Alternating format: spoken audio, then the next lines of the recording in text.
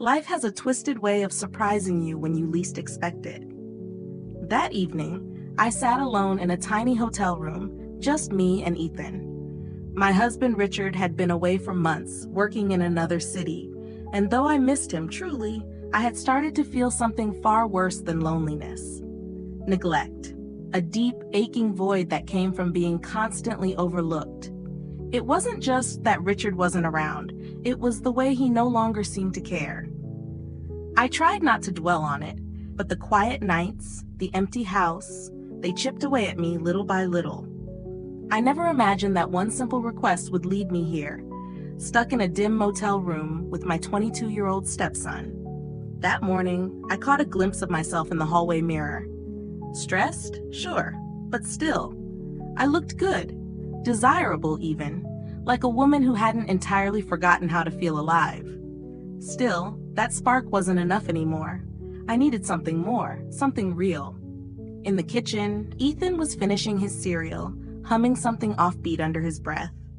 That usual mischievous smirk was plastered on his face, the one that made him look half boy, half charming rogue.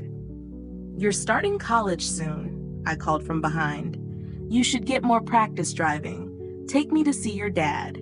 He glanced up, grin widening. "Sure thing, stepmom, but only if you tell Richard to buy me a better car for summer." I rolled my eyes. "We'll talk about it. Just grab your keys." But honestly, I just wanted the trip over with. I didn't expect it to go wrong. I didn't expect the car to break down. I didn't expect to spend the night in a motel. And I definitely didn't expect what would unfold between me and Ethan. We'd only been on the road for about 2 hours when it happened. I was lounging in the back seat, scrolling mindlessly through my phone while Ethan played some ridiculous song on the radio, laughing at his own dumb jokes. His energy filled the car like sunlight, carefree, warm, a little reckless. I found myself smiling, even if I didn't show it.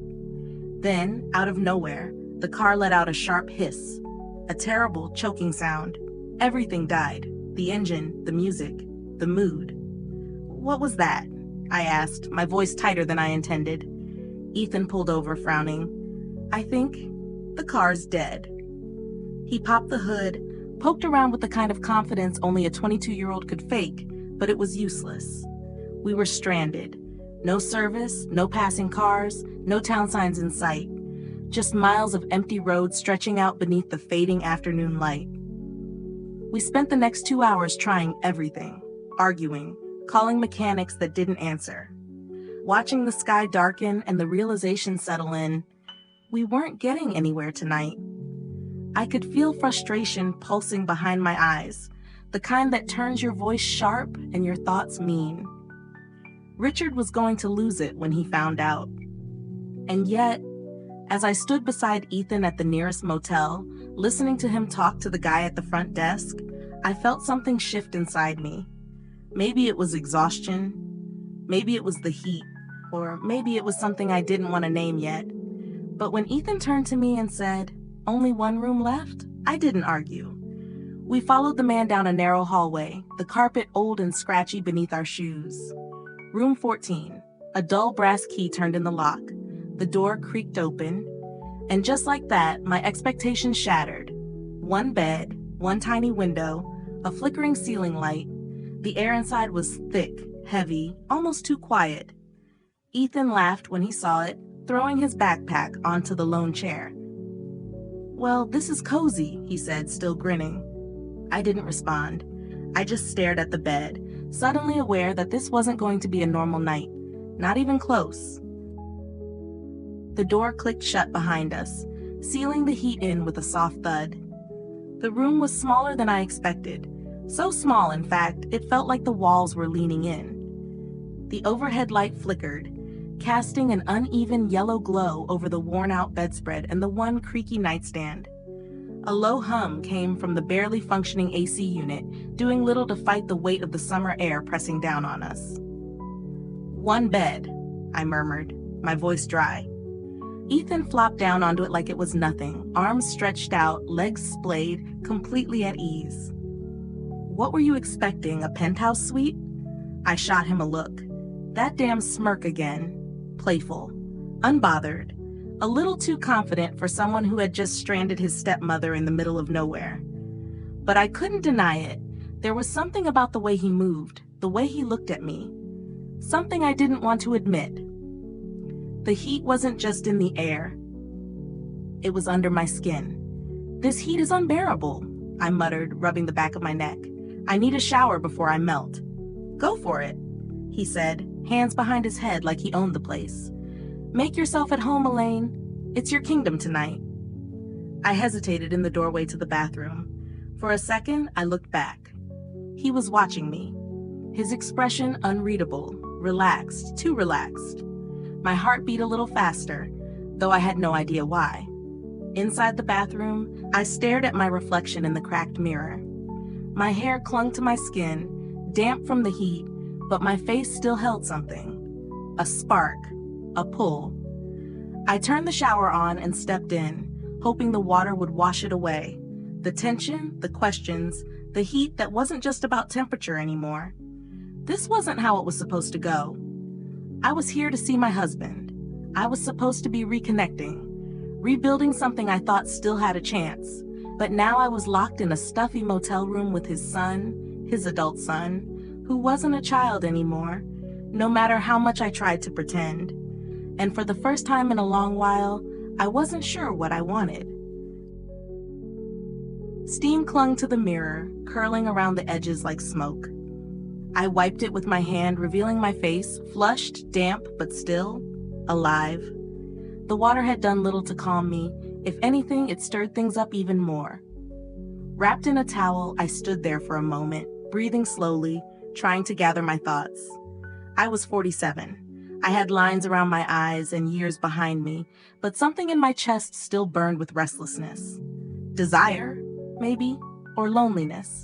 I wasn't sure where one ended and the other began anymore. Ethan's laugh echoed faintly through the thin wall. That carefree, maddening laugh. I tried to shake the sound out of my head, but it lingered. When I stepped out of the bathroom, I found him lying on the bed, sprawled out in nothing but a robe. His damp hair curled slightly at the ends, sticking to his forehead. His chest rose and fell with easy rhythm, the edge of the robe slipping just enough to expose lean muscle and warm skin. There was something about the way he looked, so unbothered, so unaware of the chaos he was causing inside me, that made it worse. I tore my gaze away, embarrassed at myself. What the hell was I thinking? He's Richard's son, my stepson. But that thought didn't hold the weight it used to. Not in that room, not in that heat. I threw on a light dress, something airy, something to help me breathe. Going downstairs, I muttered, avoiding eye contact as I grabbed the key. The small hotel restaurant was dimly lit, almost empty. I ordered a glass of wine and picked at a salad I didn't really want. My mind refused to stay in the room. It kept drifting, back upstairs, to the tiny bed, to Ethan's robe hanging loose, to the way he looked at me earlier, like he knew something I didn't want to say out loud. I thought about Richard, about how this trip was supposed to remind him that I still mattered. But when I reached for my phone to text him, I stopped. What was I even going to say? The truth was, I didn't miss Richard. I missed being seen, being wanted. And somehow, in that suffocating motel room with Ethan, I felt both of those things. And it terrified me. The hotel restaurant was quiet, too quiet. A single overhead light buzzed softly above my table, casting a golden haze over the half-empty wine glass in front of me. I sipped slowly, letting the cool liquid dull the edge of everything I was feeling. The food was forgettable, barely touched, but it wasn't hunger I was fighting. It was distraction. I couldn't stop thinking about Ethan, about the way he'd looked at me earlier, teasing, playful, effortless.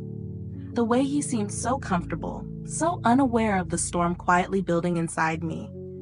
It wasn't just the robe, or the way it clung to his damp skin. It was him, his energy, his presence.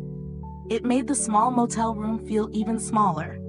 I lingered longer than necessary, hoping the air and wine would bring me back to my senses. But when I finally stood and walked slowly back upstairs, I knew I was only delaying the inevitable. The hallway felt narrower this time, the carpet quieter under my steps. I slid the key into the lock, turned it gently, and pushed the door open. Ethan was asleep, completely still, stretched out on the bed like he hadn't a care in the world. The robe he'd thrown on after his shower was half open, slipping off one shoulder. His chest rose and fell in a steady rhythm, bare and smooth, a faint sheen of moisture still on his skin. His hair was tousled, his lips slightly parted, a quiet smile ghosting across his face as if caught in a dream. I froze. My hand was still on the doorknob, breath caught in my throat. A flicker of something, shock, curiosity, heat, flared inside me. My eyes betrayed me, lingering far too long on the curve of his body, the open edge of that robe, the way it revealed more than I had any right to see. "What are you doing, Elaine? This is wrong. This is dangerous."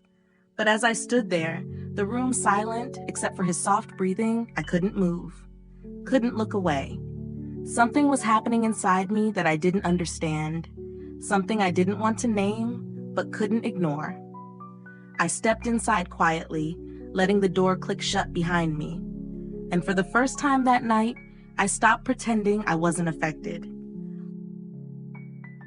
I tried to sleep. I really did. Curled on one side of the bed, back turned to Ethan, blanket pulled halfway over my body, I shut my eyes and begged the silence to carry me off. But it didn't. Not when the air was thick with tension. Not when I could feel his presence behind me, close, but not touching. A soft rustle broke through the quiet. I opened my eyes just enough to see Ethan shifting in the bed, his hand brushing through his hair. He scratched lightly at his neck, sighing, half asleep, maybe, but restless. My heart pounded as I forced my eyelids closed again. Pretending to be drowsy was the only defense I had left. Then I felt it, his gaze, watching me. My skin tingled under the weight of it. I stayed perfectly still, breathing slow even. But inside I was anything but calm. I felt the bed shift slightly as he moved, the soft tug of fabric, the sound of the robe slipping down his arm. I told myself not to look, not to respond. But something deeper, something I tried so hard to suppress, was rising fast. And then a whisper, barely audible. "Elaine." I turned my head. Our eyes met in the dark. The way he looked at me, it wasn't playful anymore. It wasn't teasing. It was raw, intense, honest. "I can't stop thinking about you," he said, his voice quiet but steady. "Even before this trip. Ever since Dad left, it's like you've been the only real thing around." I swallowed hard, breath shallow. "Ethan, we shouldn't." "I know," he cut in gently, "but I can't help it, and I don't think you can either." There it was, out in the open, no more pretending, no more hiding behind casual smiles or awkward silences. I sat up slowly, the sheets slipping away. "You're making this very hard for me," I said softly. He smiled faintly. "Maybe it's not supposed to be easy." For a long moment, we just stared at each other, like time had frozen, and then I leaned forward just enough to feel the warmth between us. "I don't know where this leads," I whispered, "but I'm tired of running from what I feel." His hand brushed mine, and in that moment, we both stopped resisting. When his lips finally touched mine, the world around us vanished. There was no more motel room, no broken car, no Richard waiting in another city. Just the two of us, caught in something neither of us could fully explain, yet both too consumed to deny. His kiss was hesitant at first, like he was waiting for me to pull away. But I didn't. I couldn't. I met him halfway, and the moment deepened, slow, aching, and full of fire. Ethan's hands found my waist, drawing me closer. His touch sent a current through me, something electric that lit up every inch of my skin. I reached for him too, fingertips grazing his shoulders, feeling the strength beneath, the urgency in his breath. His robe slipped away completely, forgotten, and all that remained was bare skin and heat, and a kind of hunger I hadn't felt in years. We broke apart just long enough for air. "I've wanted this," he said, his voice hoarse, eyes locked on mine. "Long before tonight, I didn't know how to say it. I didn't think you'd ever look at me the same way." My chest rose and fell, breathless. "You're Richard's son." "I know," he whispered, "but you're also the only one who sees me." The words hit me harder than I expected, because they weren't just his truth, they were mine too. Something inside me gave way, and I let go of the last shred of resistance. The rest of the night was a blur of warmth and movement, of mouths and hands and bodies finding each other in the dark. There were no words left to speak, only sighs and soft gasps that filled the space where guilt and hesitation used to live. He moved with a mixture of youth and wonder, and I met him with everything I'd been holding back for far too long. It wasn't just passion, it was connection, it was release. We collapsed together, tangled in sheets and silence, our breathing the only sound. As I lay there, staring at the ceiling, his arm draped across my waist, I felt the weight of what had just happened settle into my bones. This wasn't a mistake. It was a moment we both chose, and nothing would ever be the same again. Morning light filtered through the thin motel curtains, casting soft shadows across the room. The air was still heavy, the sheets tangled around my legs, my body aching in a way that had nothing to do with sleep. I could feel Ethan's warmth beside me, his breathing slow and even. But my mind was anything but calm. I lay there for a long time staring at the ceiling, the silence loud in my ears. What had we done? What did it mean? I turned my head slowly. Ethan was facing me now, eyes still closed, a peaceful expression on his face, like he hadn't a single regret. Part of me envied that. Another part wanted to reach out and touch his cheek, to hold on to whatever this was for just a little longer. But reality was already creeping in. By the time I had dressed and composed myself enough to speak, he was up, moving around the room, already back in the world. "I found someone to tow the car early this morning," he said, slipping on his shirt. "It's fixed. We should head out soon. Pick up Richard." The mention of his name hit me like a splash of cold water. Richard, my husband, his father. I nodded numbly, pretending to be fine, pretending last night hadn't happened, or hadn't mattered. But everything inside me screamed otherwise. As we loaded our things into the car and pulled onto the highway, I kept my gaze on the road ahead, though I could feel Ethan glance at me now and then. I couldn't look at him, not without remembering the way his hands had held me, the way his voice had whispered my name in the dark. There was guilt, yes, a tight knot in my chest that wouldn't loosen, but alongside it was something else, something wild and electric, a thrill I hadn't felt in years. He had awakened something in me I thought had died long ago. Still, I didn't know what to do with it. What we shared couldn't be undone. And as the trees blurred past the window and the miles slipped beneath our tires, one truth echoed louder than the rest. That night changed everything, and there was no going back. As the city skyline came into view, my heart beat faster, not from excitement, but from the storm quietly building inside me. Richard was just ahead, waiting, unaware. And beside me sat Ethan, calm, composed, but his fingers tapped lightly on the steering wheel, betraying the same unease I felt. Nothing had been said since we left the motel. Maybe it didn't need to be. The silence between us wasn't empty. It was filled with everything we couldn't name. What happened that night wasn't just a mistake or a moment of weakness. It was something deeper, dangerous, real. And now, with Richard just moments away, only one question echoed in my mind. Can something so wrong feel this impossibly right? If you followed this far, you already know the story's not over, not even close. So tell me, what would you do next?